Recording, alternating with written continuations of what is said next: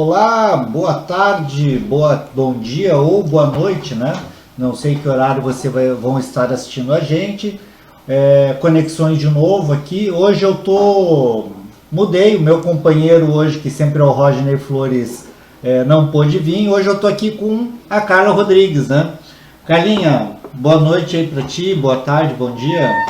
Boa noite, boa tarde, bom dia para você, para Giovana, para todos que estão nos assistindo durante esses próximos dias aí. Tá bem? E hoje a gente tem aí o prazer aqui de estar com a Giovana Mondardo, né? É uma pessoa que a gente já teve conversando em outros momentos aqui no canal, mas ainda não era nem o canal Conexões de Notícias, Giovana. A gente retransmitia algumas coisas, talvez que fosse um embrião do Conexões de Notícias, e você veio para conversar com a gente. Então, que bom você estar aqui, muito obrigado aí pela presença, Giovana. Imagina, Mário, Carla, um prazer estar aqui com vocês. E vou dar bom dia, porque diz que bom dia é bom dia sempre, até que não escureça. Então, bom dia e boa noite para todo mundo que está aí nos acompanhando. Esse bate-papo bacana aqui, que eu acho que é uma iniciativa que, se o Estatuto fizesse isso, acho que nós ia estar em outras condições, inclusive. Então, quero parabenizar vocês desde já. Tá bem. E queria aqui dar um salve aí. A gente tem parceiros, né?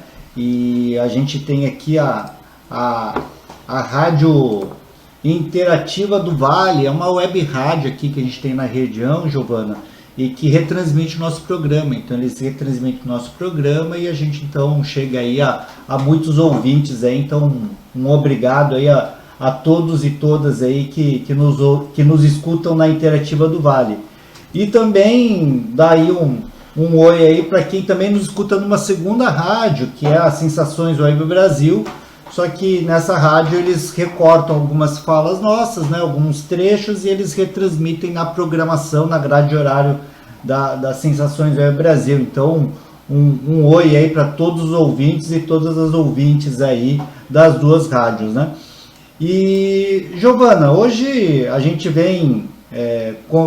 te chama aqui para conversar, né? Você está aqui em Blumenau aí, em atividades de pré-campanha, mas também conhecendo um pouco aqui da região. Mas primeiro, assim, quem que é Giovana, né? Quem que é essa? Quem é você, né? Eu sei que você tem aí um histórico dentro da saúde, né? E aí por isso até que eu e a Carla a gente está aqui, né? Todos companheiros da saúde.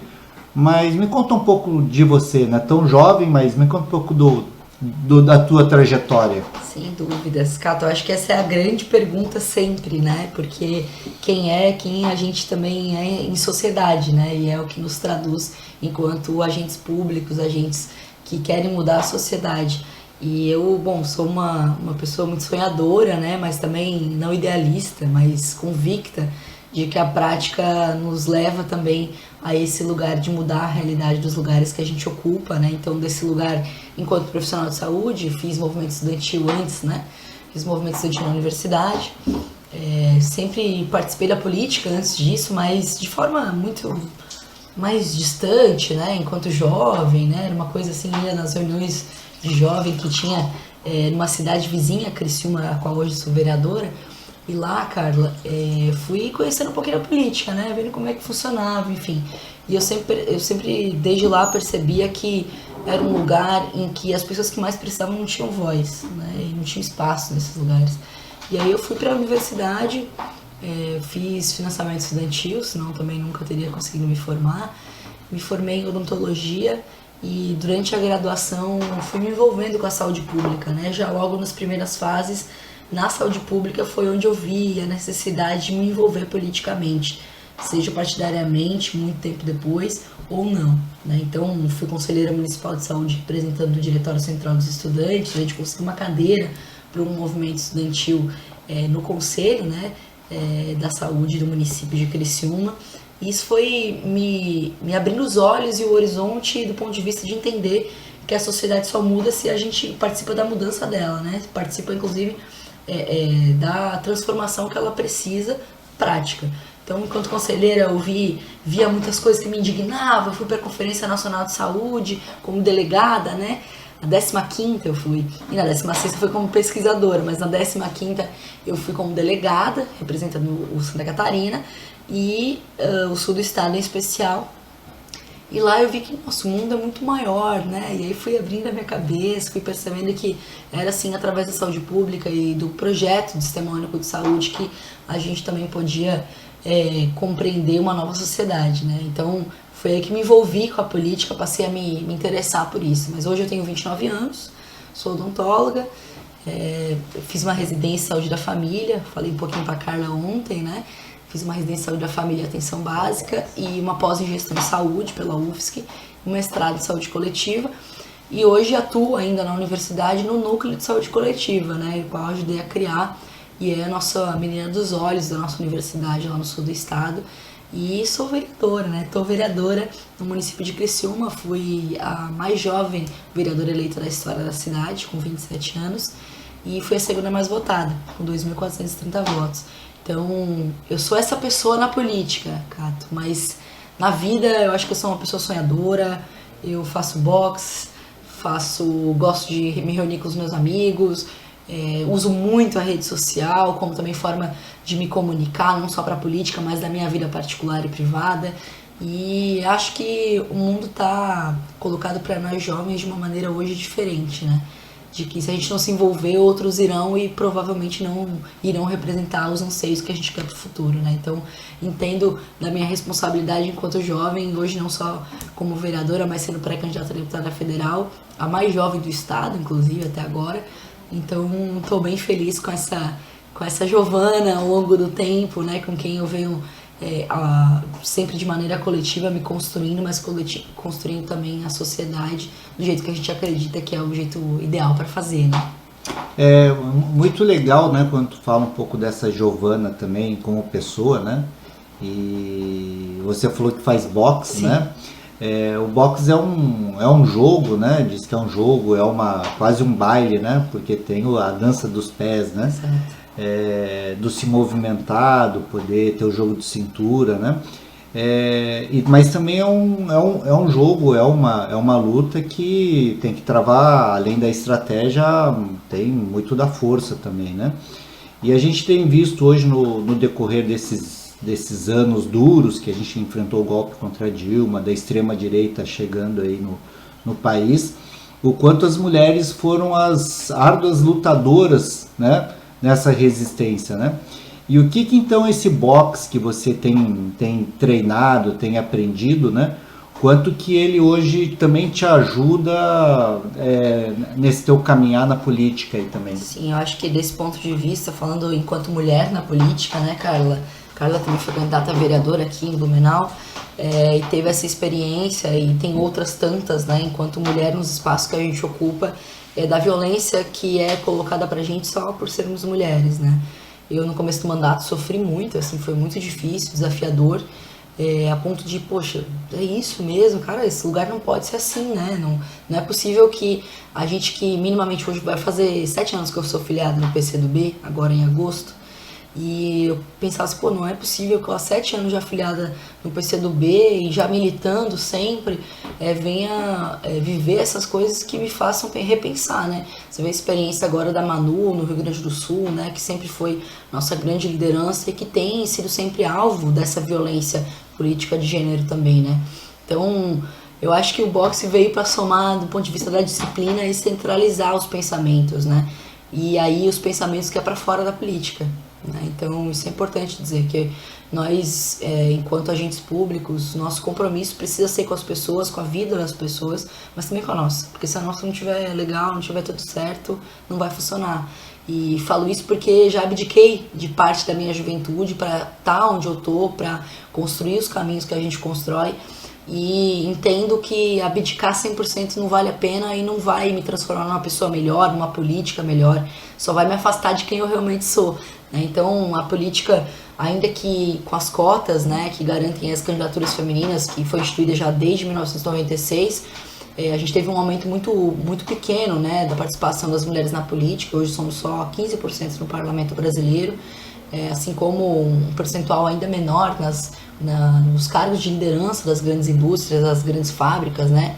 E isso pra gente tem um significado muito forte, porque quando a gente passa por uma pandemia, como a gente passou, e uma crise política e econômica como a gente vive hoje, mostra pra nós a diferença que está colocada entre homens e mulheres brasileiros, que nos foi imposta uma condição de uma má gestão da política de saúde, e a gente sabe disso, uma má gestão do Ministério da Saúde, que para a gente sempre foi a grande referência institucional dos saberes científicos e institucionais, né?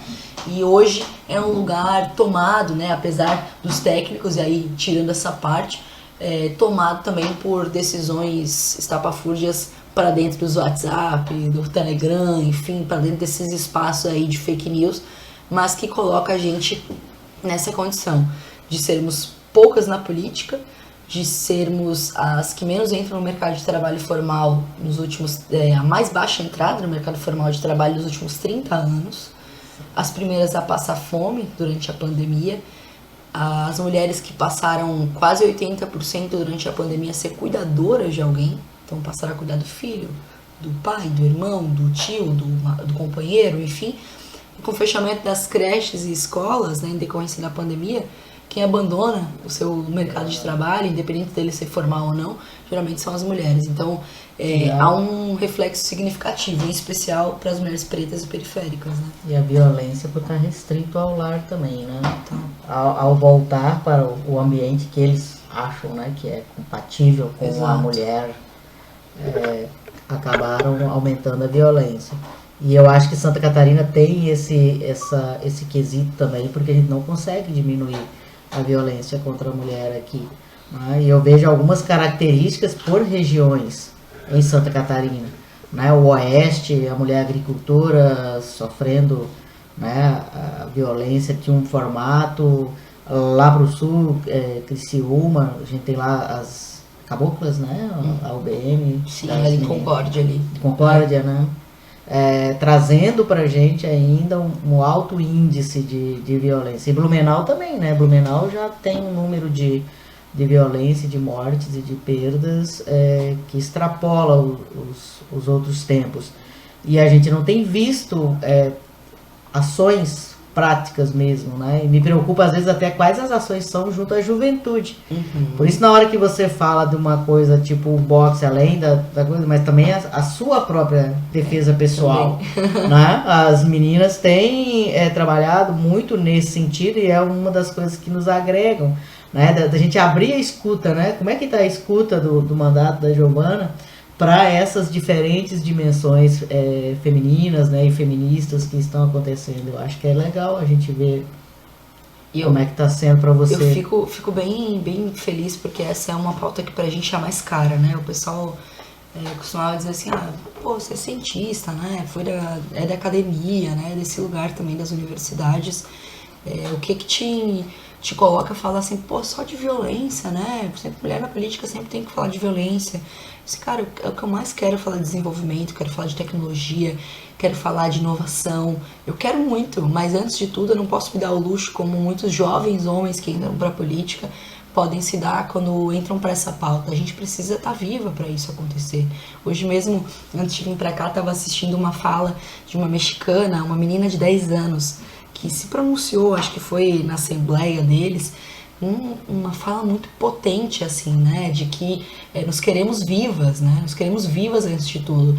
E para isso é preciso reconhecer que Santa Catarina é o 5º estado que mais mata mulheres no Brasil e tá sempre entre os primeiros, né, aí da questão da violência doméstica, e distribui uma infinidade de medidas protetivas onde as mulheres não morrem, mas estão reclusas, estão tendo que viver em cárcere privado, estão escondidas, estão vivendo em abrigos, estão vivendo em hotéis, né, pagos pela prefeitura, enfim, uma série de situações nesse sentido.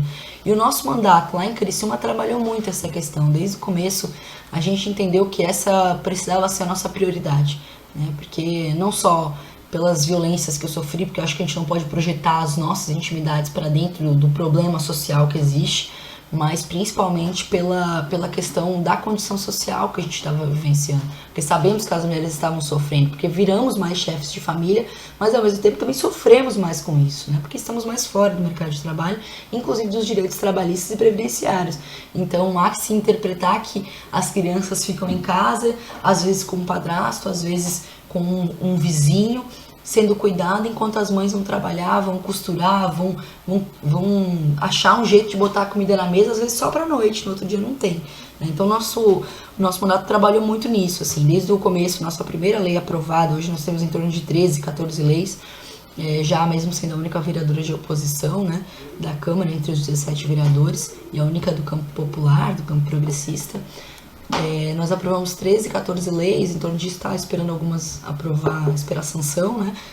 Mas a primeira foi essa, né? Que institui a Política Municipal de Prevenção de Violência Doméstica e Intrafamiliar, que passa por essa questão, não só de acolher as mulheres vítimas de violência nesses lugares mais seguros, né? De maneira psicológica, assistência social, jurídica e seus filhos, mas também de tratar o agressor. Porque hoje qual é o problema real da violência, né, contra as mulheres? É uma questão pontual ou a gente vai ter que sempre estar lidando com a consequência disso, né? É sempre para contar que em 2020 nós tivemos uma morte de mulheres por semana em Santa Catarina, é sempre para contar que agora, só em 2022, nós temos de janeiro a abril desse ano 20 feminicídios. Será que vai ser sempre só para lidar com a consequência e o que fazer com isso? Existem muitas alternativas e uma delas foi a primeira lei que a gente apresentou lá, que além de ter esse acolhimento, ela colocava também a construção de grupos reflexivos de homens autores de violência. Para que essas violências, que é uma reincidência gigantesca nas violências, que é o que a Carla disse, né, sobre quase 75% ou mais agora com a pandemia, das violências contra a mulher ocorre dentro de casa, e isso reverbera para as crianças e vira uma violência hereditária, vira uma violência que sai desse relacionamento, a mulher se impôs, agora não vou aceitar mais. Esse homem vai para outra família, outra mulher, se relaciona e gera outra situação de violência, é penalizado por todas elas, mas a pena por si só não produz mudança na sociedade. Não é essa pena que a gente está acostumado. Então, esses grupos reflexivos impõem também como pena, não só pena substituída pela pena da reclusão, não é isso, mas após esse período de reclusão também fazer e participar desses grupos reflexivos, que ainda é uma luta nossa para fazer acontecer no estado, aliás, em Criciúma e também no estado de Santa Catarina, que tem várias experiências. Em Blumenau é um lugar que foi pioneiro, inclusive, nessa discussão, né? Aqui, Ricardo Bottoni. Exatamente, Ricardo participou de muitas plenárias com a gente para ajudar a gente a desenvolver essa lei lá para Criciúma, e hoje a gente luta para ela ser implementada.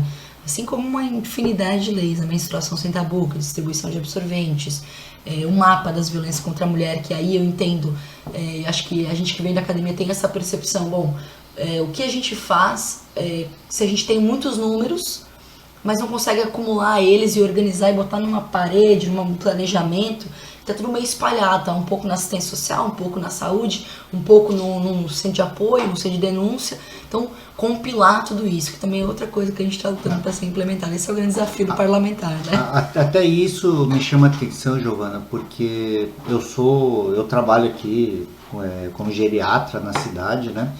E é impressionante que o número de pessoas idosas, pacientes de 80, 90 anos, com quadros de transtornos psiquiátricos já de longa data, quando a gente começa a entender, porque eu sempre falo, né, tratamento de depressão e ansiedade não é remédio, é compreender a causa, né?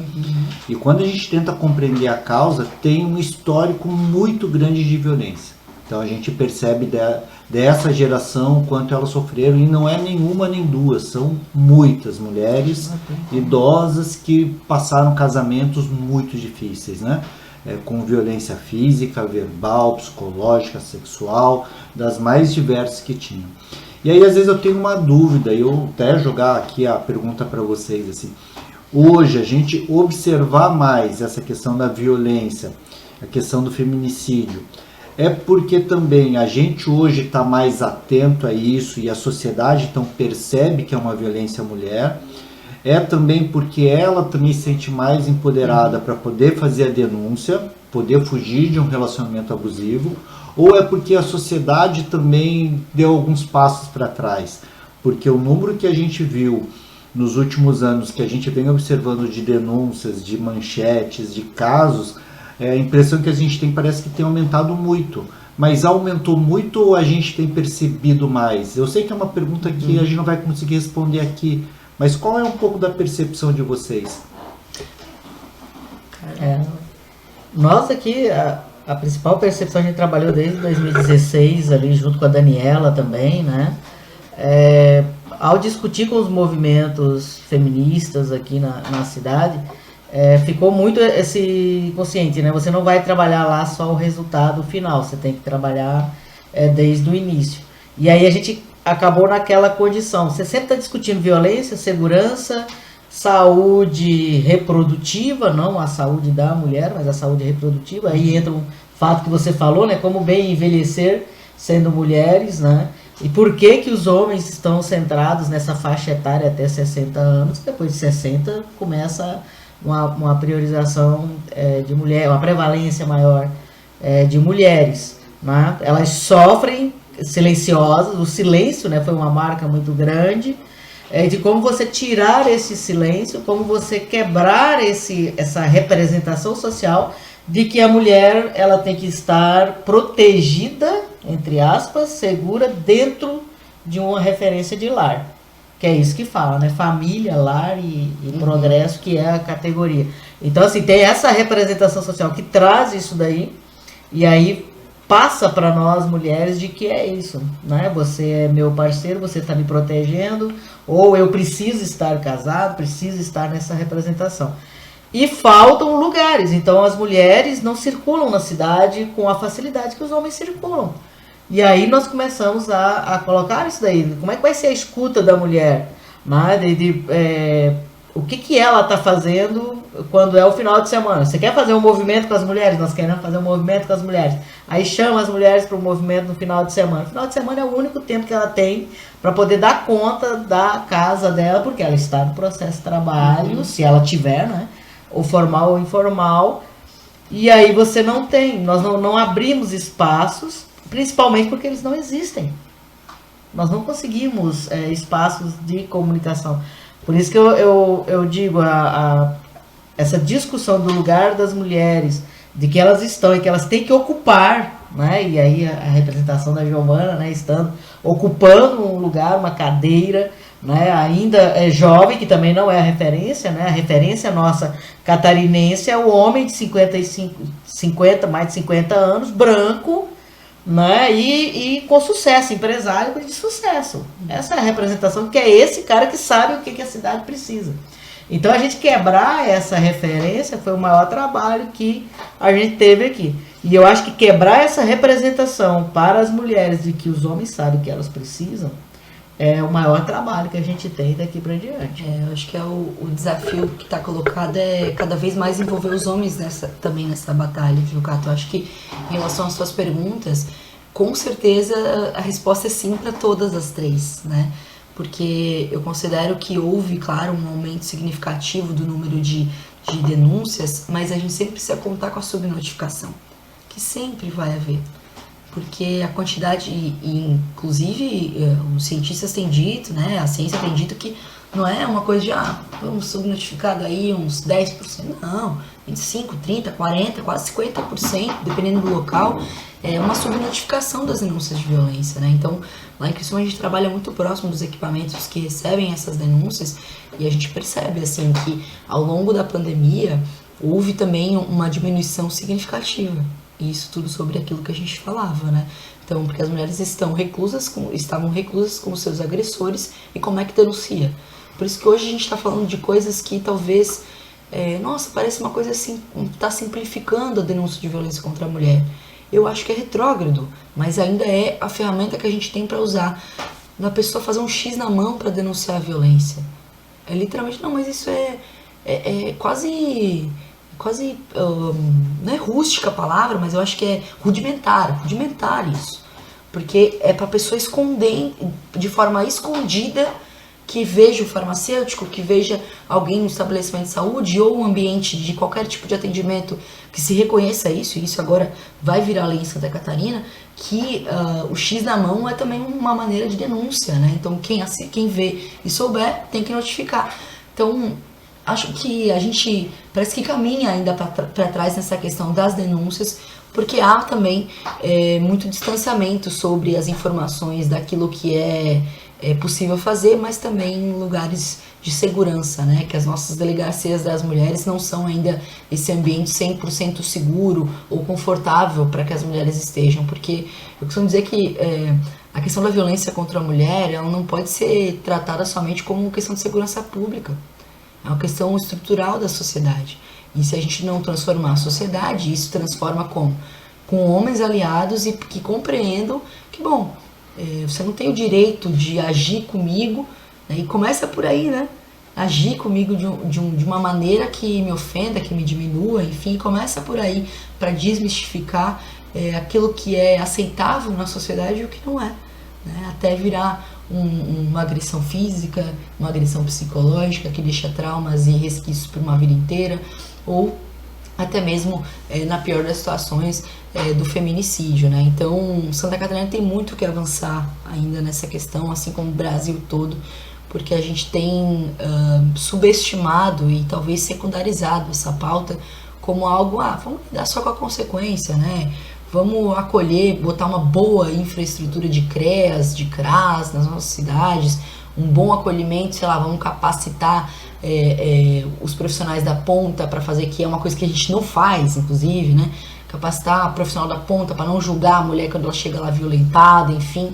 E aí ela tá com a violência, mas tá com a dependência financeira, e não se pensa em como é que a gente vai dar autonomia e independência para essas mulheres, né?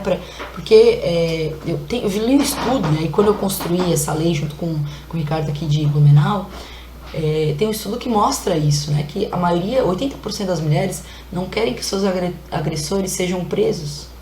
Isso é um dilema, tá? Pra gente aceitar, né? É um dilema. A agressão, só quer que pare, só quer que ele mude, quer que pare a agressão, porque às vezes ele é um bom pai pros filhos, porque ele é geralmente quem é o provedor financeiro da casa. Então ela fica, pô, como é que eu vou denunciar ou botar ele preso se a minha criança tem que comer e eu não tenho pra onde ir? E a família já não me aceita mais de tantas vezes que eu já apanhei e já denunciei e ainda volto com ele, porque eu não tenho pra onde ir, porque ele não me deixou estudar. Uma série de questões que podem ser envolvidas nisso, né? Que eu acho que passam por essa questão das denúncias, que passam sobre essa questão da avaliação nossa, de notificações, mas também de estratégias, né, a longo prazo, e que não inviabilizam dessas estratégias pontuais, e desse momento a vida das mulheres que estão em medida protetiva precisa ser resolvida. Mas pensar a longo prazo, eu acho que é um grande desafio para a política, né, e da condição de políticas públicas, que enquanto parlamentar acho que a gente precisa compreender muito melhor de pensar a longo prazo e não pensar na próxima eleição, na próxima, né? É um pouco disso. Sabe que agora você estava falando e eu me lembrei de um caso, porque eu acho que também é um tema importante para falar sobre a violência. Eu tive um colega patologista, concursado como médico perito do Instituto Médico Legal, e teve um caso onde teve uma violência sexual. A delegada convocou ele, porque ele estava de sobreaviso, para ir fazer num atendimento só, fazer tudo que tinha que ser feito, né? Porque o que a gente fala da psicologia? Para que a mulher não tenha que ficar recontando essa história 1, 2, 3, 4, 5 vezes, porque reviveu o trauma 5 vezes, né? E ele se negou aí, porque falou assim, não, era no município do lado, não tinha obrigação de ir, abriram um inquérito contra ele, ele achou injusto, né? Porque ele não se deu conta. Aí depois eu fui conversar com ele, falou assim, mas você vai expor ela? Não, isso é uma bobagem.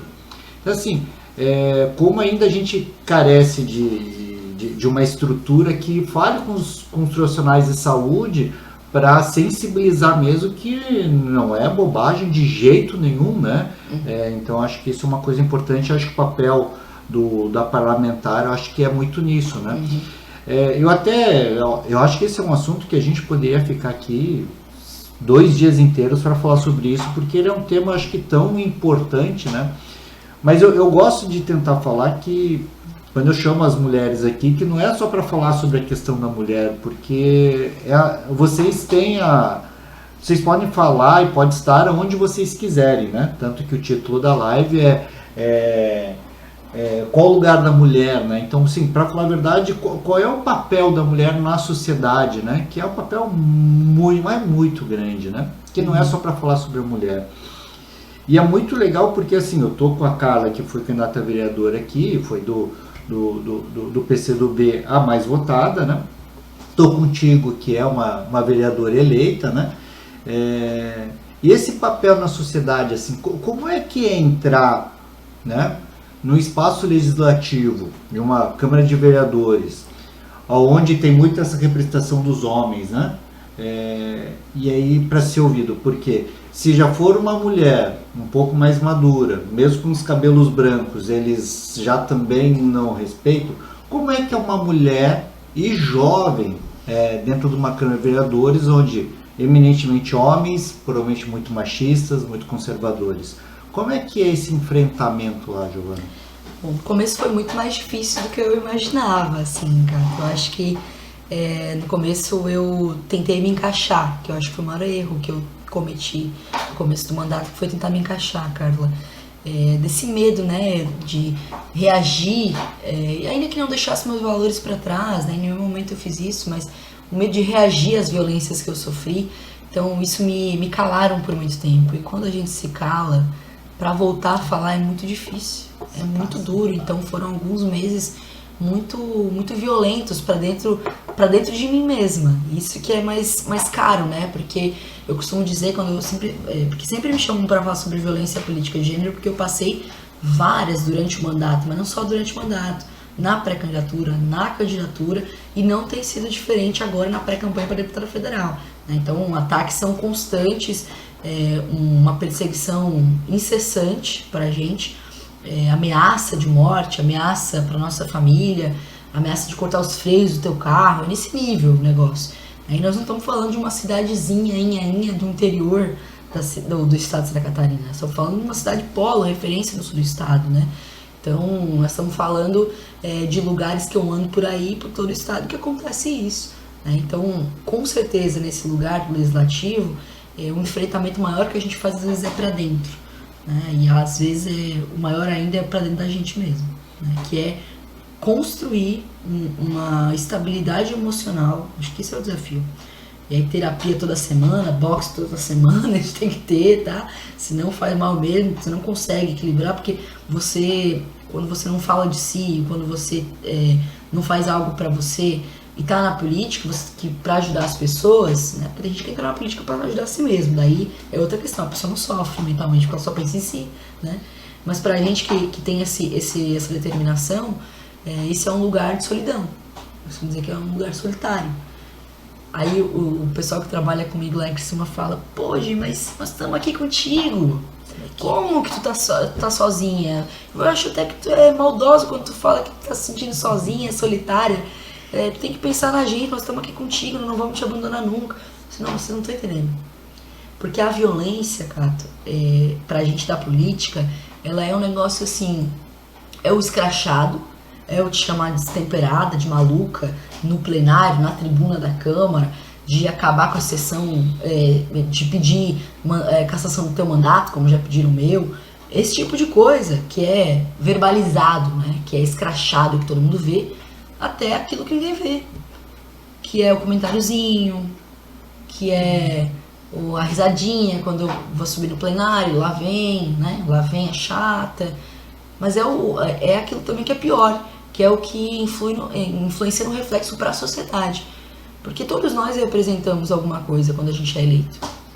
Eu sou da opinião que a gente é eleito, não fui eleito por esse grupo, vou trabalhar por esse grupo. Não, desculpa, você é vereador da cidade inteira, independente de você concordar ou não. É claro que você vai trabalhar conforme teus valores, tuas convicções e a convicção do grupo que te levou até ali. Mas existe uma incompreensão até sobre isso, né? Então, os projetos que às vezes não passam, que os vereadores sentam em cima, não deixam passar, derruba no plenário, E aí, quando eu vejo um projeto também sobre violência contra a mulher, que é uma pauta que eu trabalho muito, que já vi cair no plenário, sendo aprovado, eu fico... porque era um homem que apresentou. Aí ficou interessante, né? Olha só, que bacana isso. Aí eu realmente fico indignada, porque eu acho que a política, ela não pode delimitar pra gente. Claro que o jogo da política, da articulação é natural, e a gente que tá ali, que entra pra política, sabe disso, né? Mas precisa compreender que aquilo que já vai começar a afetar a sociedade, porque não aprovou o projeto tal, porque é ela, né? Porque ela representa tal coisa, porque ela é chata, ela é feia, não gostei da roupa dela hoje. E outra coisa, né? Que a gente, quando chega, a primeira coisa que chega antes de nós mulheres é a nossa aparência, muito mais daquilo que a gente defende e verbaliza, né? Então, é um pouco do feia demais, arrumada demais. Então, existe sempre tentar um equilíbrio para não chamar atenção demais, para não parecer que estou querendo diminuir aquilo que... Sabe? É uma questão... E aí eu faço análise, né? Com a minha psicóloga, eu faço dessa área. Eu faço análise, então eu sempre penso sobre essas questões e o quanto isso implica, né? Por muito tempo, no começo, eu sofri pensando, poxa, não gostava do julgamento das pessoas. E aí minha psicóloga falou assim, olha, e tu foi pro lugar onde as pessoas mais vão te julgar. Aí eu virei uma chave, né? E aí eu lembrei, pô, que é isso, né? Que eu não fui por mim, né? Que eu não fui por mim. Porque eu acho que eu posso contribuir com a sociedade e a turma do meu partido tem também que eu posso contribuir. Então pronto, então não é por mim. Então eu vou separar aquilo que é meu e aquilo que não é e aquilo que é da política, né? E aí bota a política no centro, que nada mais vai te abalar. Então eu acho que é meio isso. Aí parece que eu só falei coisa ruim agora, então quem está nos assistindo não desista da política. Mas pode parecer, não, mas então tá dizendo que não é para ir pra política? Mas não, ao contrário. Tem uma coisa de ocupação, de repertório, né? Ou lugar de fala, que aí por incrível que pareça, as mulheres têm que disputar lugar de fala, né? O lugar da decisão, não foi o projeto dela, foi o meu, pode ser a mesma coisa, mas não pode ser ela que faz. Né? Então, esses debates, né? Ou até, às vezes, ser protetiva, você fala da equipe, eu não vou dividir com eles o meu problema, não vou levar mais isso para minha equipe, eu vou segurar a barra e vou fazer. Complicado também. Né? Então, assim, eles não fazem isso, eles jogam para a equipe, foi fulano que fez, não fui eu, tá tudo bem, né? Então, assim, tem muita coisa, mas eu acho que assim, uma das coisas que faz com a gente, por isso que eu falo, é silenciador o processo. Eles querem o silêncio de todos nós, não só mulheres, todas as minorias, todos aqueles que não forem do interesse, né, de altas realizações do capital mesmo, né, que é isso que eles querem. Então a tendência é cada vez... Né, então assim, essa condição da mulher estar em ambientes, ocupar espaços que são majoritariamente masculinos. Né? No meu tempo, eu lembro, quando eu estava estudante ainda, uma colega minha queria ser proctologista.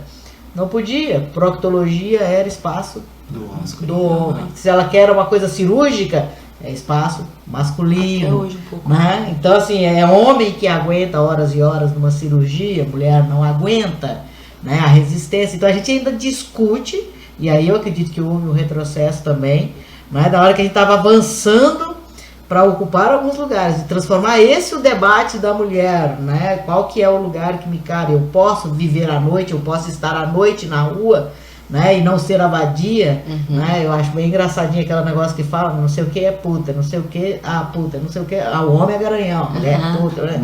Então, assim, não ter esse termo, né? Esse garjão em cima de nós mulheres, e agora também abrindo, né? Para as condições também que eu defendo, não é espaço de outras minorias também, né? Indígenas, LGBT, QI,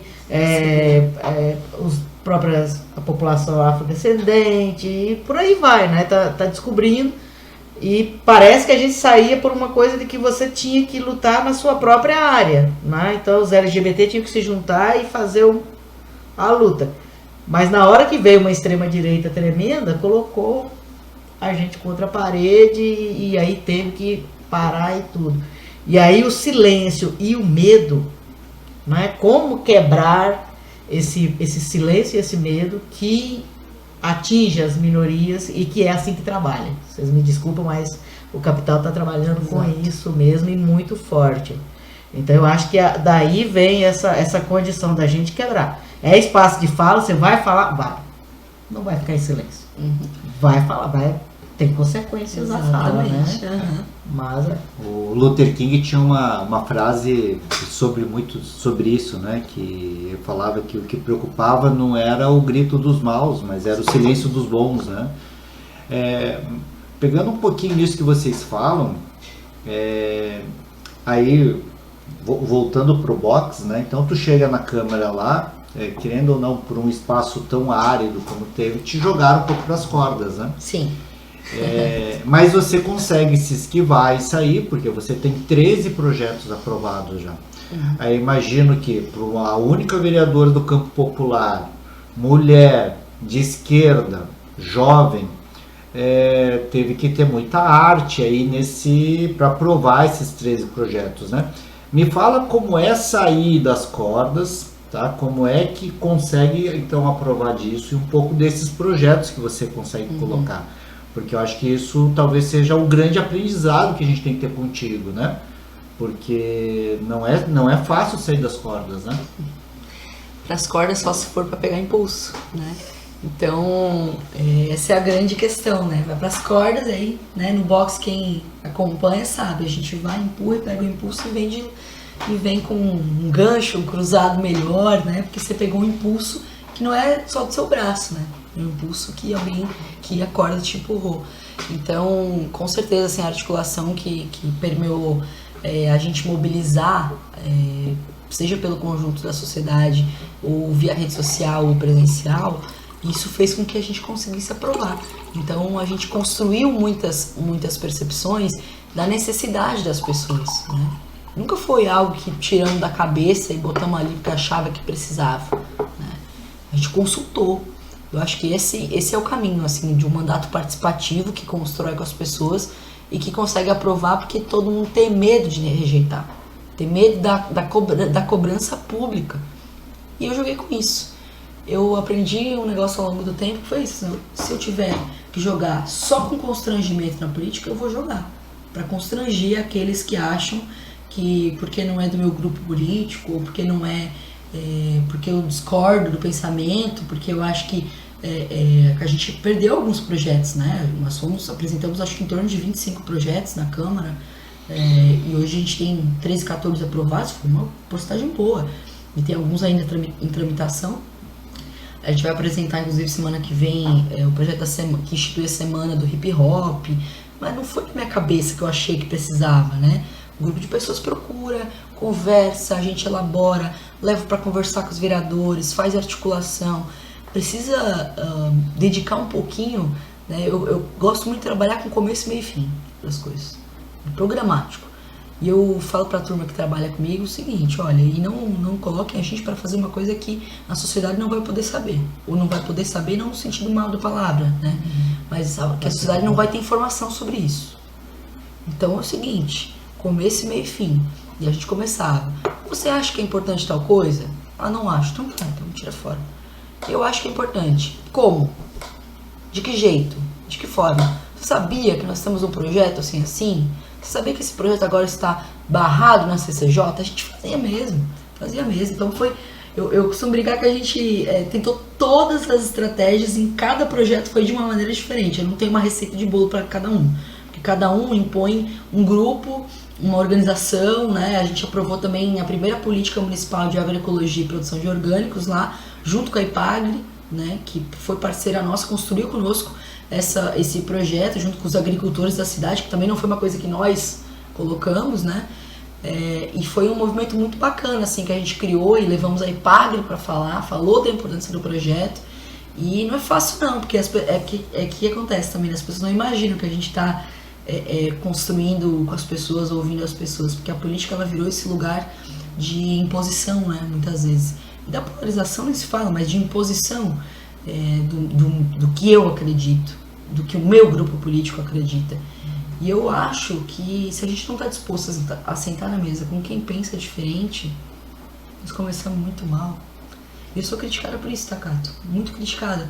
Porque eu lembro que durante a pré-campanha em 2020, eu estava com gente de tudo que é partido, pra ouvir, né? Pra pegar o que tem de bom. Ah, mas a pessoa fala isso, fala aquilo. Sim, mas isso eu tiro e pego o que eu acho que é importante. Você aprende com isso, aprende. E se tu não aprender com alguma coisa de bom que a pessoa falou, porque ela não falou nada de bom, você vai aprender como não ser. Então tá ótimo, já é um bom caminho. Se não aprendi como não ser, então tá. E agora? Eu fui muito criticada. E porque você tá conversando com a fulana, querido, seguinte, vocês acham que eu vou me eleger vereadora e não sentar com pessoas que pensam diferente, eu não vou provar nada. E eu não entrei pra política para ser e reagir somente com boas falas, bons discursos, uma oratória invejável, mas que na prática não consegue construir nada para a sociedade, né? Então hoje eu consigo entregar um legado para a sociedade e ainda dá essa oportunidade para todos nós de construir uma pré-candidatura a deputada federal com as pessoas novamente, né? A gente fez muita plenária em 2020 na pré-campanha para construir o nosso plano de ação.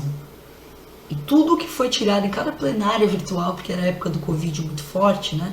Cada plenária, cada direcionamento estava no nosso material de campanha. Então é isso, é envolver as pessoas. E você envolve quando elas se sentem parte, quando você está tocando em algo que passa pela vida delas. E hoje, como que a gente não vai falar sobre o preço da gasolina, sobre o preço das coisas no mercado, e isso não passar pela vida das pessoas? Isso passa pela vida das pessoas. Então há que se compreender que as demandas que a gente tem de saúde, com o desmonte da saúde pública brasileira, com o desmonte da nossa rede de enfrentamento à violência contra as mulheres, que era uma rede integrada e que foi se desfazendo ao longo do tempo, sempre teve desafios, mas nos últimos anos a gente sabe que é cada um trabalhando num canto do jeito que dá, né? O hospital fazendo o primeiro atendimento da violência, não conseguindo chegar, a mulher só foi, lidou com a consequência e foi embora, né? Então, nós temos uma série de problemas a serem enfrentados. E acho que, enquanto jovem na política, apesar dos desafios nesse lugar que eu ocupo hoje, entendo que esse é um lugar que a gente não pode abrir mão de ocupar. Eu brinco que a Manu correu para nós poder caminhar. Né? É verdade. Porque esse é um lugar que já foi de muito mais violência. Vocês sabem quando que foi instituído o primeiro banheiro feminino no Senado? 2016. Nossa. Sagrado. Porque antes disso não tinha. Provavelmente tinha mulheres, mas elas não... Iam no gabinete onde? Provavelmente. Tinha que atravessar a ala inteira, chegar no que gabinete. É enorme pra quem conhece lá. Então, é isso, né? Eu acho que é esse tipo de mudança que pode parecer uma coisa mínima, mas que quando a gente fala, 2016, cara, isso foi ontem, né? Foi ontem. Foi no golpe, né, da Dilma. Significativo, inclusive, né? Então, é desse lugar, assim, eu acho que... E aí meu compromisso, não só enquanto parlamentar, mas também como pré-candidata, é fazer desse lugar um lugar mais seguro. Para que outras mulheres possam ocupar e denunciar as violências que sofrem com segurança. Porque eu me forjei de denunciar várias violências que eu sofri no começo, por medo, mesmo sendo uma feminista convicta e nunca tendo aberto mão disso, né? E ali na frente a política ela amedronta também. Então, ainda mais quando você se sente sozinho, né? Então, acho que fazer desse lugar um lugar seguro precisa ser o compromisso de todos nós, assim. Legal. Aproveitar que eu tenho duas especialistas em saúde pública, né? E você tocou na questão de saúde, no desmonte que teve, né? A gente primeiro passa por um ataque, talvez a gente não imaginasse, né? Há uns 2 anos atrás, né, bem no início do golpe, já instituindo alguns programas que Temer e Bolsonaro vinham trabalhando, eu tive com uma mesa com o Marcão da Roça, né, e quem não conhece a saúde pública aqui do estado não imagina quem é essa figura, né? Ele talvez seja um dos grandes da saúde pública aqui do estado, né? E ele falava que já não adiantava mais defender o SUS, a gente tinha que se reorganizar para reconstruir o SUS, né? Ele já tinha uma visão muito realista na época e ainda não tinha tido os ataques que aconteceram, né? o que a gente pode pensar em fazer daqui para frente, né? Eu acho que nos municípios estão também difíceis da gente também tentar essa defesa do SUS, né? Ou dessa reconstrução, mas o que vocês esperam daqui para frente? Porque falar do que está acontecendo, eu acho que está todo mundo sentindo, né? Quem não conhece teoricamente da saúde sente na pele porque está cada vez piorando mais. Mas o que é o nosso desafio daqui para frente? A Carla como uma professora e médica do Sistema Público de Saúde, né? A Giovana como, né, se tudo der certo, né? Então vamos trabalhar muito para isso, para ser uma deputada federal, né? Qual é o papel nosso, tanto aqui como lá? O que a gente pode fazer para reconstruir esse SUS? Você não toma conta, eu falo muito, né? Não, eu particularmente, eu começo com a primeira coisa, porque depois da visita da Giovana, eu me antenei de algumas coisas que estavam acontecendo. A primeira das palavras que eu falo é resistência, né? Nós estávamos ontem com a Giovana... Com a reitora? Não, a menina que veio contigo, da UCE, a Vitória, da UCE, que está ocupando o espaço estudantil na mesa do Conselho Nacional de Saúde. Nossa, aquilo para mim ainda há esperança. A resistência está funcionando. Eu acho que nós temos uma lei orgânica da saúde muito forte. Ela tem que ser relembrada, né? Ensinar esses princípios. Eu passei essa fase, né, dos anos 90 até agora, ensinando os princípios para os estudantes. Eles foram absorvidos, o princípio e a lei ela foi mantida, tentou desconstruir o nosso controle social e nós vimos que, querendo ou não, ele continua. Né? Eu vi os movimentos sociais que participavam e que estavam até então no movimento depois de 2016 com a queda da Dilma, eles foram todos jogados, né? E depois com Bolsonaro mais ainda. Né? Era para acabar com esses movimentos. E eles estão aí, por quê? Porque a gente funcionava em rede. Então a rede ela pode estar um pouquinho desconectada, mas os pontos das redes estão ali. Né? Então eu vi voltar ali o movimento da educação popular em saúde, né? Vi voltar o movimento do Humaniza SUS ali com a Patrícia, né? A Patrícia volta com a gente volta para os movimentos aqui, o nosso trabalho em cima do movimento social para ir para o Conselho Municipal, né? Essas ocupações, falar com a juventude, ver que a juventude está entrando nesse processo, né? É um pouco mais difícil para nós médicos, nós sabemos, mas para as outras categorias não é tão difícil assim, né, o movimento. Então eu acho que ele está emergindo, né, para a gente fazer uma resistência mesmo forte, né? Primeiro, vocês não vão acabar com a gente. Vocês não vão matar esse princípio que a gente colocou ali, de que precisa do controle social, que nós precisamos de mais transparência, que precisa ser claro para a população o que está acontecendo. Né? Porque eles estão fazendo o inverso. Né? A gente estava conversando no sindicato essa semana. Não fala para eles, não conta para eles, vai dar muito ruído, vai dar muito burburinho. Cara, mas não está se dando à população o direito de ver e de opinar conscientemente, né, e falar sobre os assuntos. Por isso que tem tanta raiva, fica tanta revolta. Ah, você não me passa, você não é transparente comigo, eu vou desconfiar de você a vida toda. Então a população desconfia do Estado, e a gente não coloca o Estado quanto população, que era para ser, né? Então eu acho que o movimento passou uma fase muito ruim, mas que está vindo ali um um movimento, uma esperança, uma coisa diferente para os jovens agora. Eu vejo o movimento estudantil, vejo o pessoal voltando, né, os secundaristas voltando a se organizar, né, orgulho das meninas secundaristas, né, para nós que somos do movimento feminista, né, adaptar essa coisa do novo momento, né? O que é isso? O que é ser jovem hoje de 16 anos? O que é ser jovem hoje de 20 anos? Não é aquilo que era para mim, né? Vai lá, estuda, forma, casa, faz. O que é ser? E eles estão falando pra gente, né? Essa comunicação dada e dentro da área da saúde, eu acho que ela vai acontecer, né? Ela está acontecendo. Eu não sou pessimista, mas eu acho que a gente tem aí uma chance de retornar e de fazer. Tem grande dificuldade, financiamento do SUS, campanha contrária, né, descaracterizando o SUS, é sujo, imundo, embolorado, atrasado. Cara, nós somos da saúde coletiva. O nosso mestrado de saúde coletiva aqui, a nossa residência de saúde da família, né, a multiprofissional, e agora nós estamos com a residência médica também.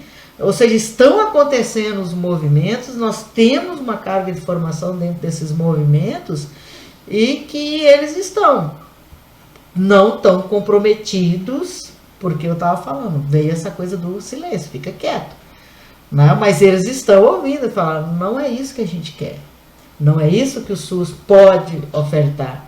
E aí eu acredito que vá sim ter, né? A gente começou a discutir ontem, eu acho que tem essa coisa que a gente não caracterizava, né? O Marcão falava, o que é você ter 100% de atenção primária? Como é que você banca isso? Não é só, vou fazer para poder ganhar rol político e depois... Não é uma coisa que você faz e banca mais hoje.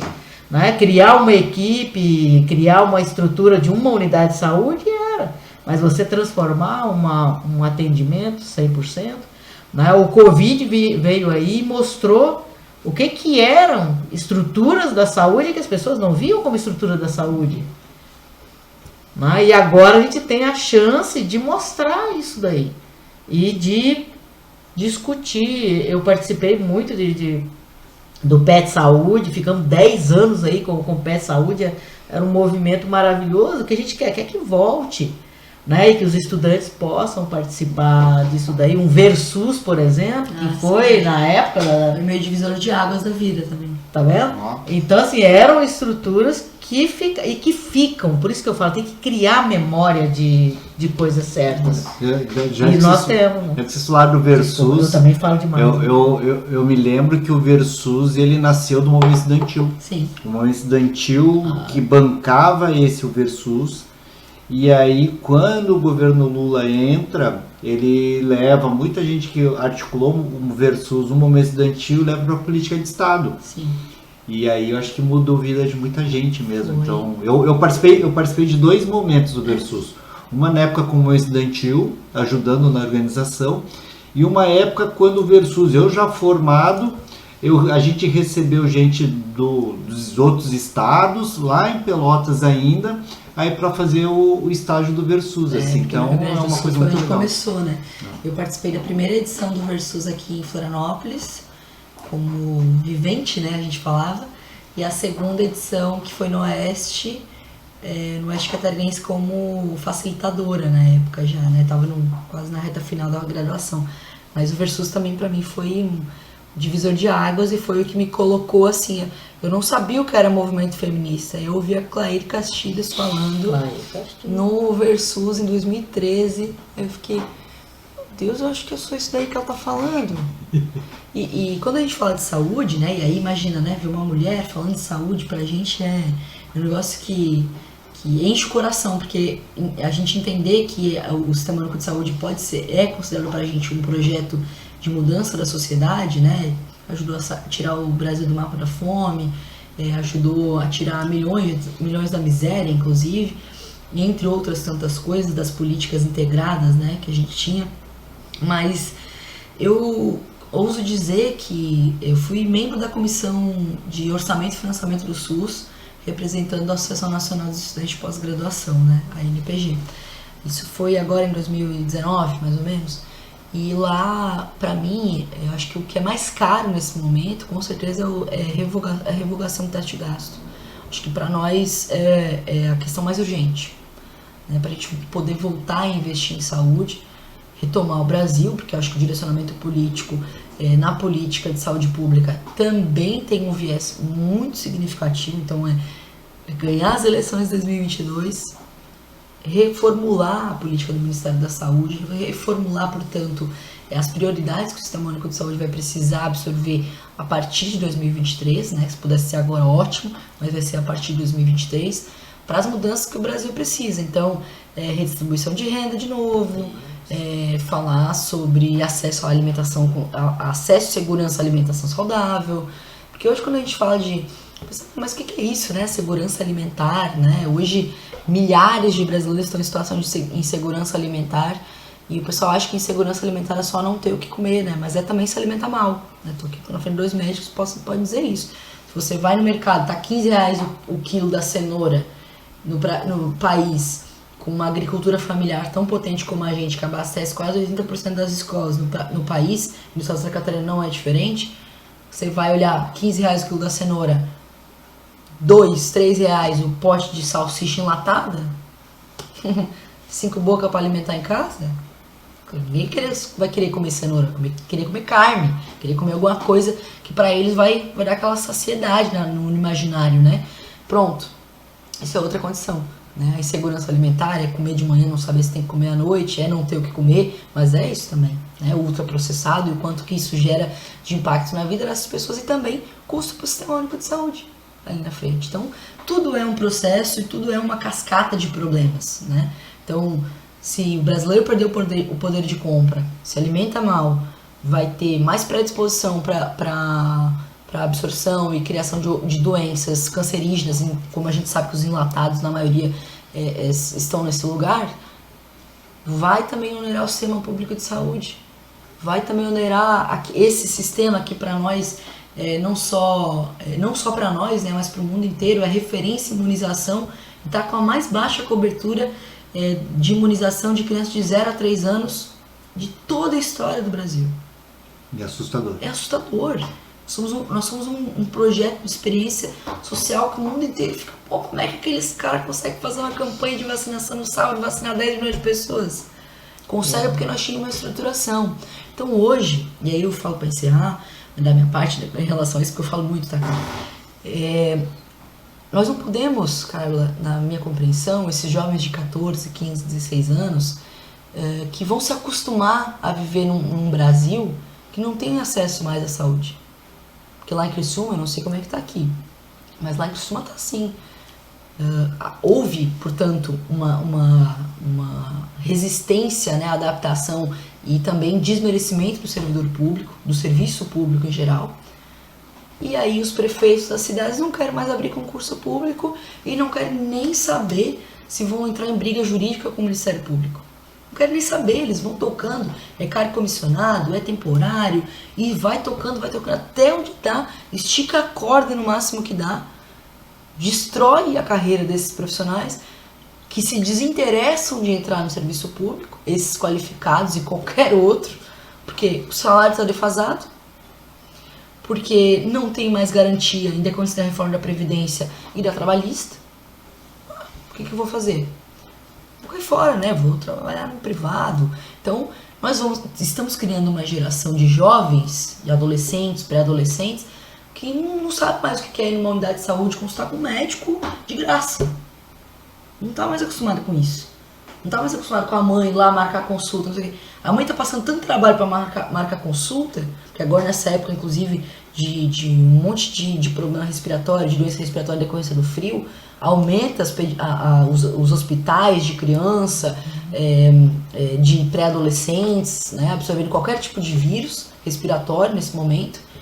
E a mãe não vai esperar mais. Para aquele médico que lá em Criciúma não tem médico nas unidades de saúde, não tem enfermeiro nas unidades de saúde, não tem técnico, não tem agente comunitário, não tem ninguém mais. Eu cheguei numa unidade de saúde e tinha uma técnica de enfermagem trabalhando lá, sozinha.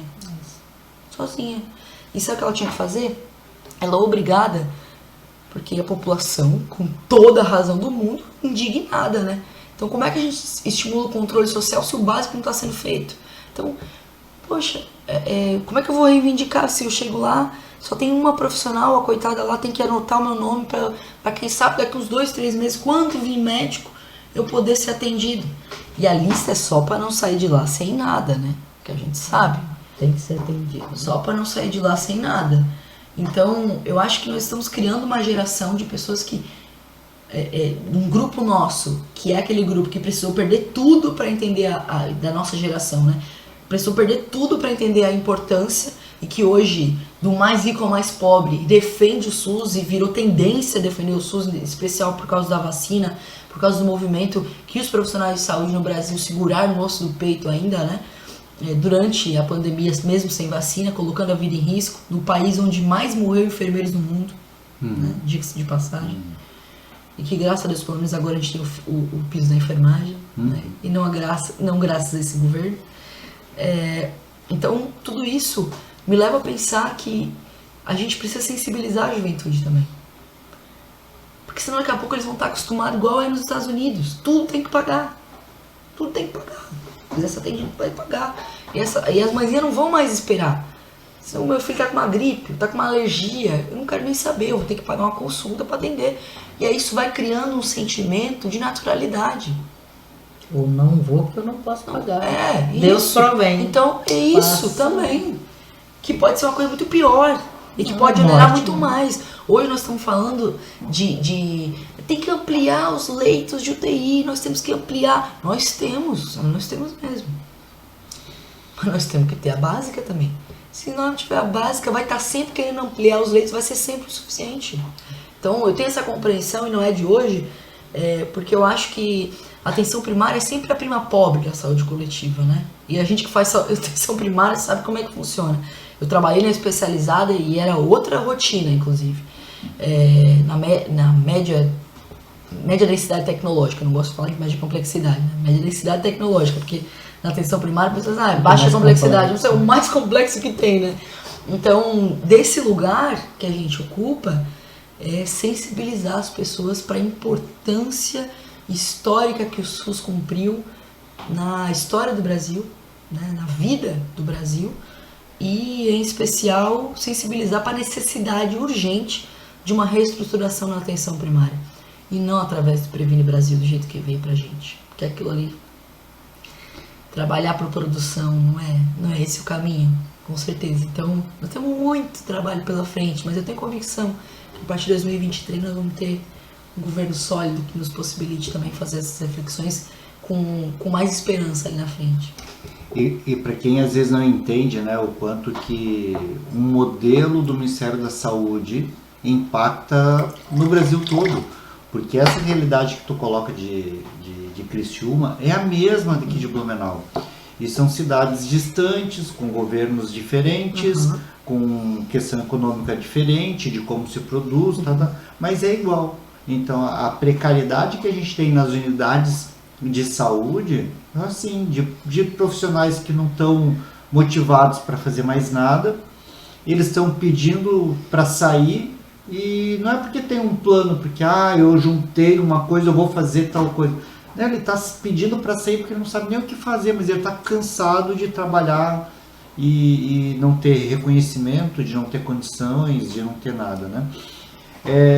Giovana, eu acho que tem uma coisa que é importante, que você cita muito da juventude, né?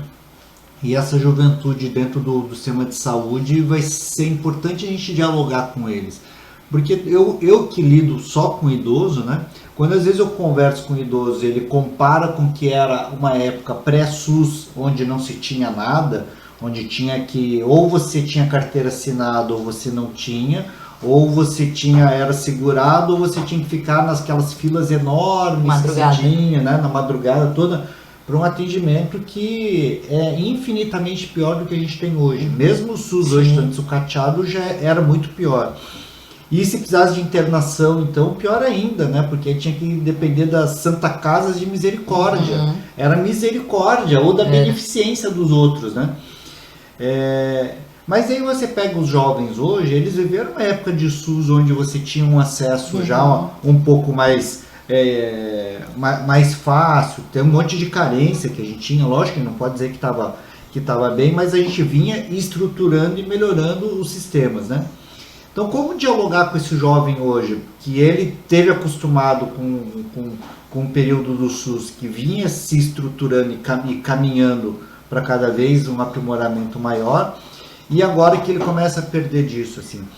Essa juventude, ela está compreendendo essas perdas que vem acontecendo nesses últimos 4 anos?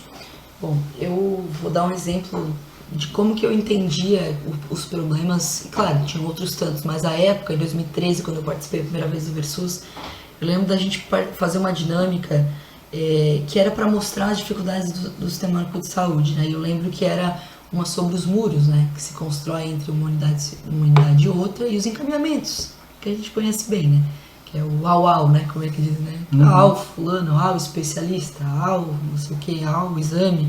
Então, uma atenção quaternária, né, que a gente chama, que é aquela sobretrabalho em cima de alguma coisa. Então, na época era um pouco isso, né, era um pouco da barreira do acesso à informação sobre como utilizar o sistema.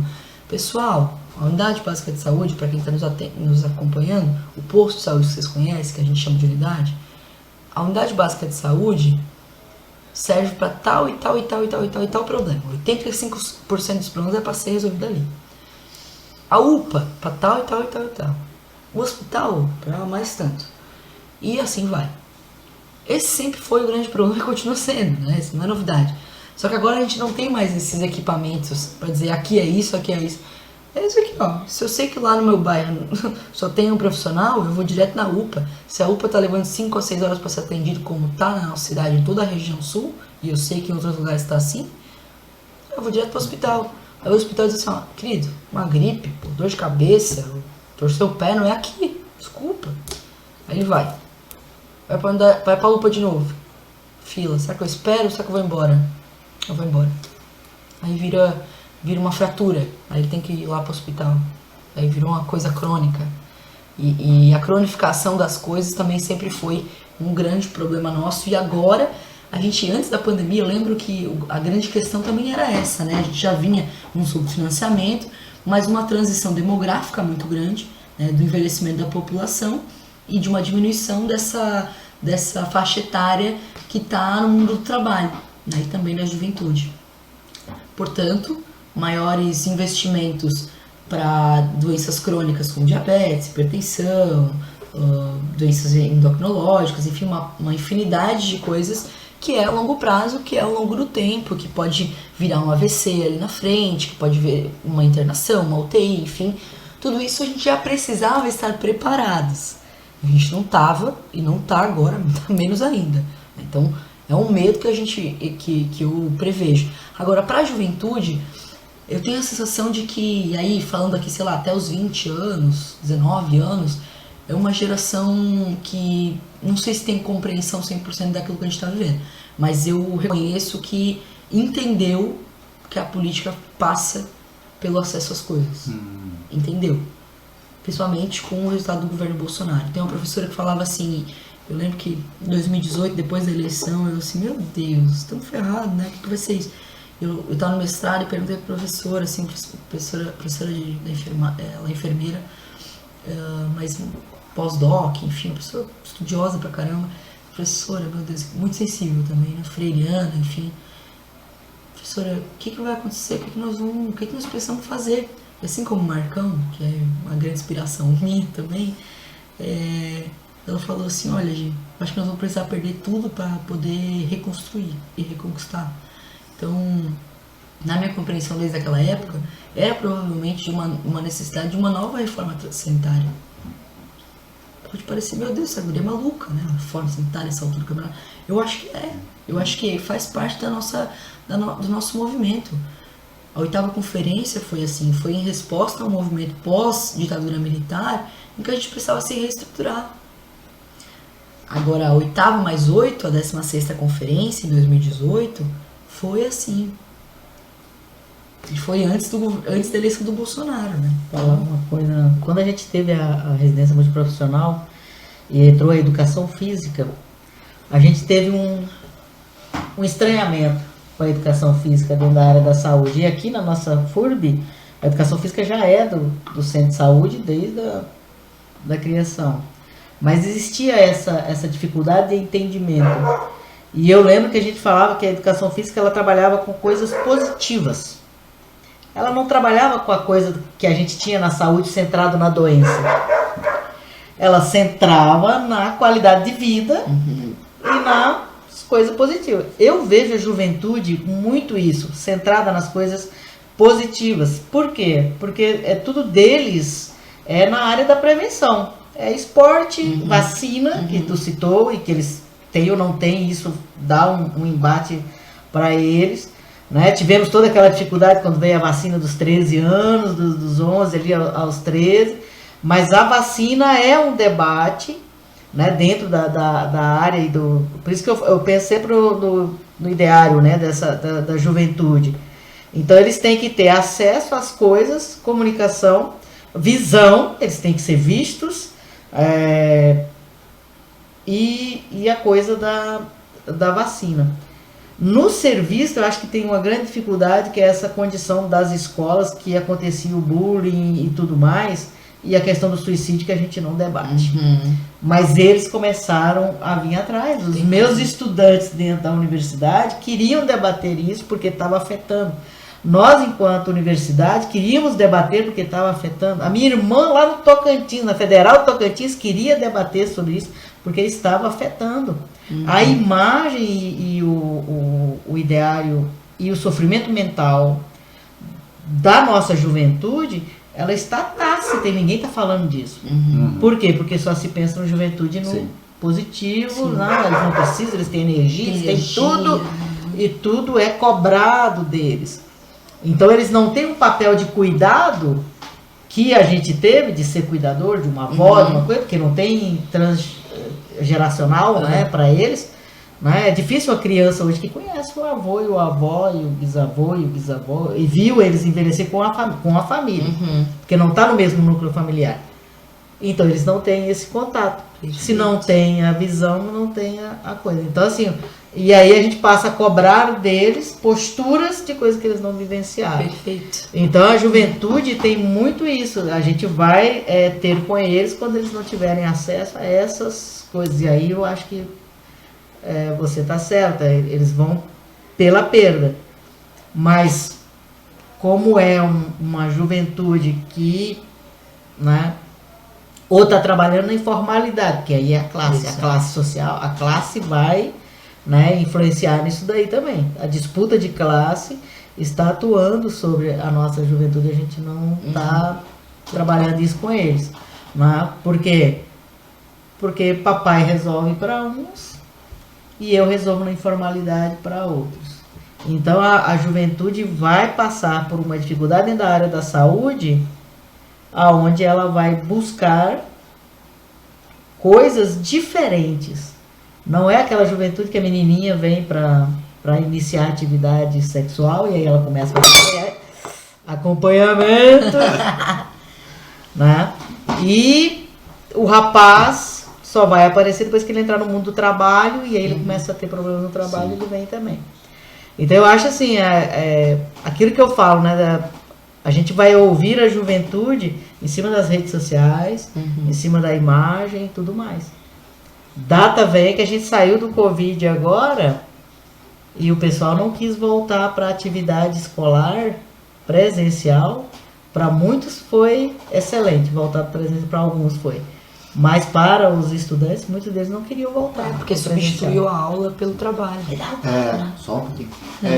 Giovana, você falou uma coisa que me deixou feliz, tá?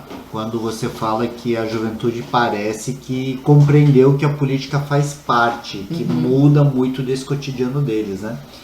E aí, voltando à questão do boxe, tá? Que dizem que é a nobre arte, né? Ele gostou do... Não, é porque eu gosto de esporte, né? Eu adoro artes marciais, né, em geral. Eu assisto esporte de tudo que é jeito, assim. Eu lembro que vou me justificar aqui. Você é fã do rock lutador. Que eu era adolescente e às vezes eu via na TV Manchete, via disputas de badminton, e eu nem sabia o que era aquilo, porque era esporte, se era esporte eu ouvia.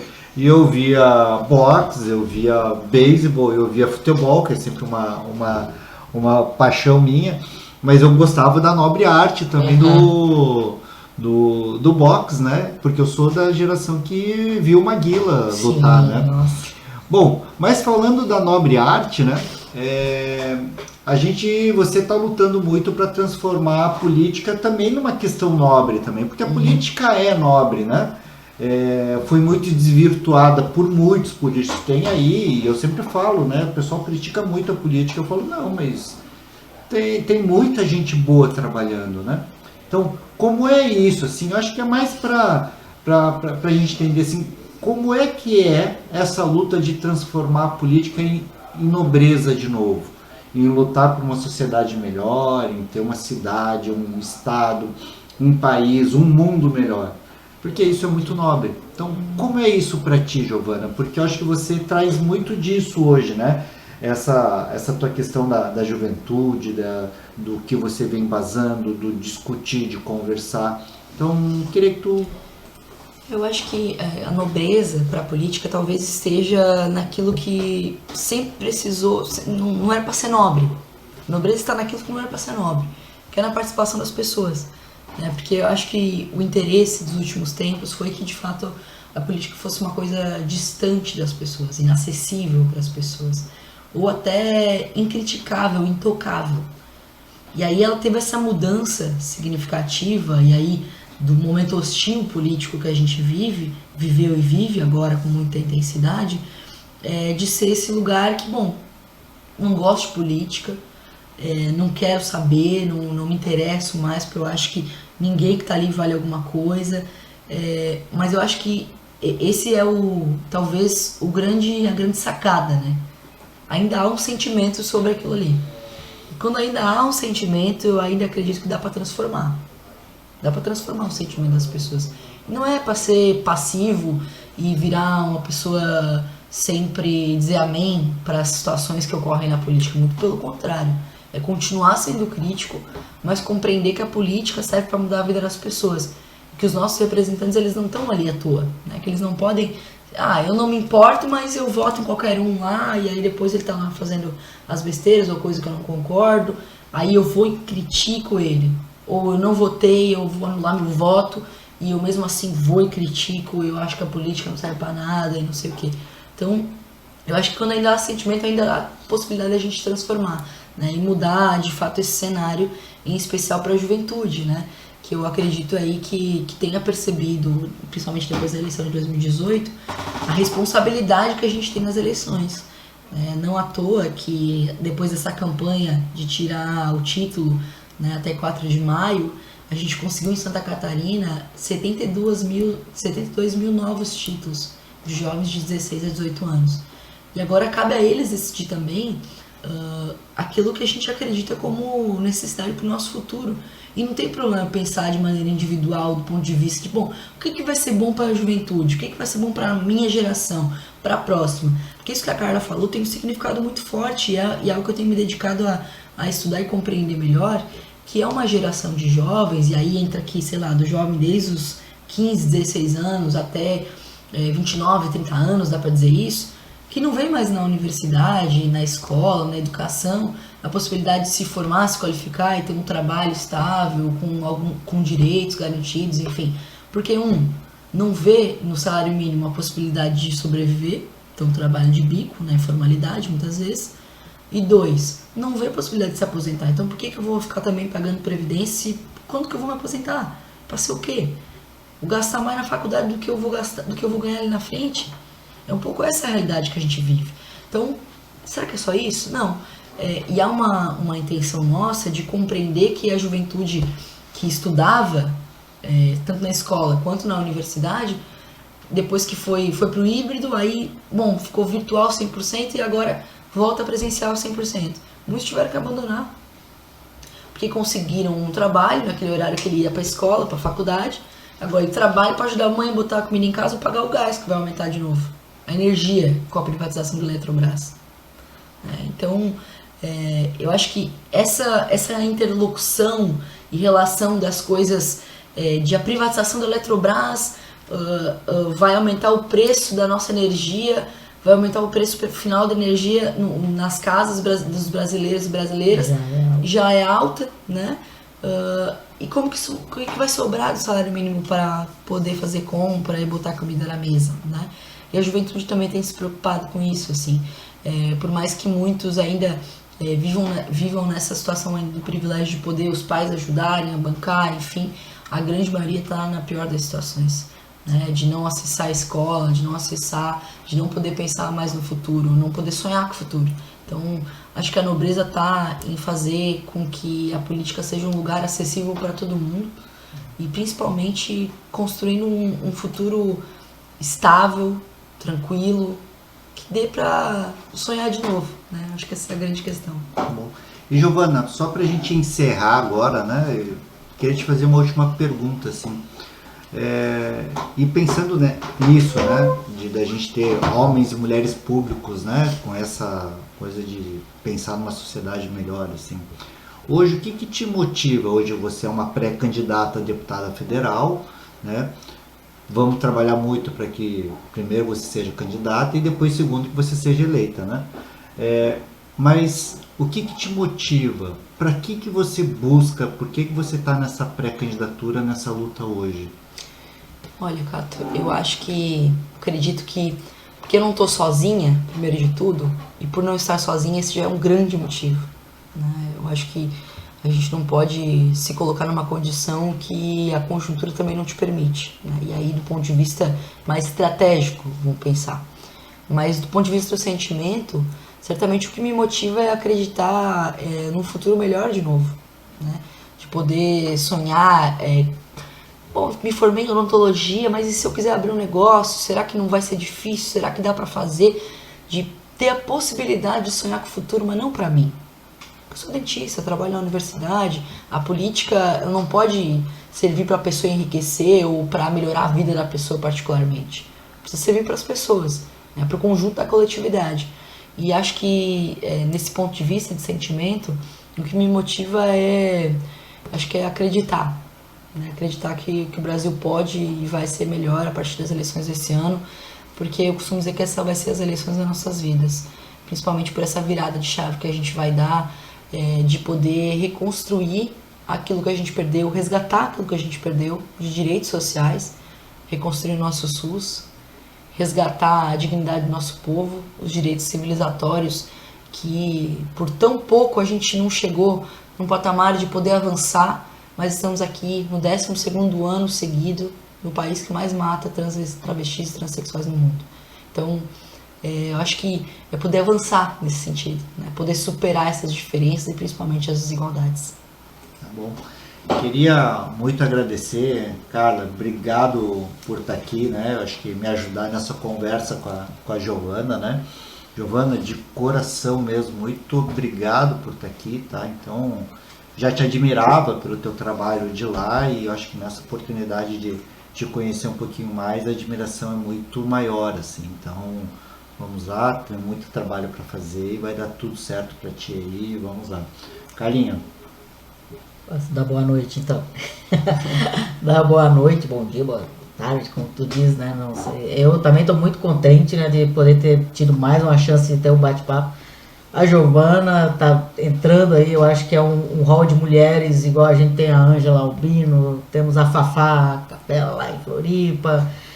As mulheres estão mostrando, né? Principalmente falamos aqui das mulheres do nosso partido. Mostrando aí as possibilidades que a gente tem, a garra que a gente tem, a esperança que a gente tem que pode ser feito melhor, pode ser feito mais bonito também. Né? Então eu acho que foi um prazerão para mim estar aqui hoje, né? E agradecer a você e nós vamos estar juntos, né? Vamos fazer campanha para a dona Giovana, pré-campanha, pré-candidatas, vai dar certo e a gente vai estar firme aí até outubro. Giovana, aqui a gente tem uma tradição aqui que quem fecha o programa é o convidado, né? Porque a última palavra encerra contigo. Chique, mas achei chique isso aí, tá? Cato, Carla e todo mundo que está nos acompanhando aqui, quero agradecer a oportunidade de poder falar um pouquinho com vocês e é muito recíproca a admiração, porque também acho que nós da saúde temos uma um nichozinho que a gente puxa, assim, que faz uma falta, inclusive no dia a dia, né? Depois da pandemia a gente pouco pôde se encontrar presencialmente, mas quero agradecer e dizer que daqui, do Partido das Mulheres, né, Carla, sendo a única pré-candidata a deputada federal do PCdoB, hoje sendo a mais jovem ao Congresso Nacional, disputando uma cadeira, tenho uma honra muito grande poder construir esse caminho com vocês e, portanto, estar aqui falando um pouco, só um pouquinho, né, que eu acho que isso é um grãozinho de areia daquilo que move a gente todos os dias e que permeia a nossa vida. Então, quero desejar para todo mundo aí um bom fora Bolsonaro para 2022 e boa luta para todos nós. Tchau. Fora Bolsonaro!